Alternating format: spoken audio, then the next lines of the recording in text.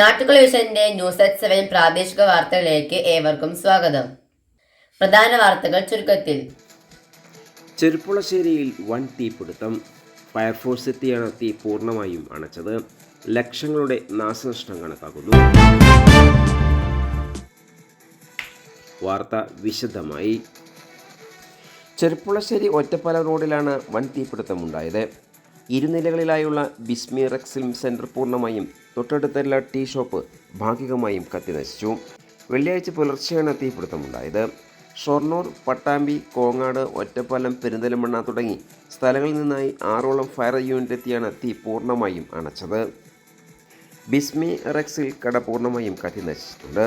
സമീപത്തെ ബേക്കറിയും കത്തിനശിച്ചു. ഷോർട്ട് സർക്യൂട്ടാണ് അപകടത്തിന് കാരണമെന്നാണ് പ്രാഥമിക നിഗമനം. ഇതേസമയം ചെർപ്പുളശ്ശേരിയിൽ ഫയർഫോഴ്സ് യൂണിറ്റ് ഇല്ലാത്തതാണ് തീപിടുത്തത്തിന് ആക്കം കൂട്ടിയതെന്ന് വ്യാപാരികൾ പറഞ്ഞു.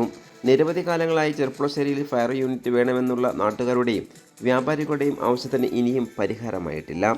2 വർഷം മുമ്പ് സാമിയ തുണിക്കടയ്ക്ക് സമീപത്തുണ്ടായ വൻ തീപിടുത്തവും ഇക്കാര്യം വ്യാപാരികൾ ഉന്നയിച്ചെങ്കിലും ഇതുവരെയും പരിഗണിച്ചിട്ടില്ല. തീപിടുത്തത്തിൽ ഏകദേശം 50 ലക്ഷത്തിൻ്റെ നാശനഷ്ടം ഉണ്ടായതായി വ്യാപാരികൾ പറഞ്ഞു. വ്യാപാരികൾ മുനിസിപ്പാലിറ്റിയിലേക്ക് ബിൽഡിംഗ് ടാക്സ് ഇനത്തിൽ വലിയ തുകയാണ് നൽകിക്കൊണ്ടിരിക്കുന്നത്. ബന്ധപ്പെട്ട MLA, MP ഉൾപ്പെടുന്ന ജനപ്രതിനിധികളുടെ അടിയന്തരമായുള്ള ശ്രദ്ധ ഫയർഫോഴ്സ് യൂണിറ്റിനായി വേണമെന്നാണ് വ്യാപാരികളും ആവശ്യപ്പെടുന്നത്.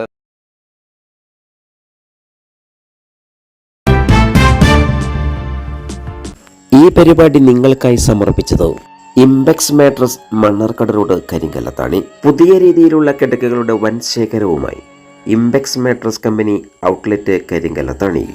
മൊബൈൽ 9526100066. കൂടുതൽ വാർത്തകൾക്കായി നാട്ടുകൾ വിഷൻ ചാനൽ സബ്സ്ക്രൈബ് ചെയ്യൂ.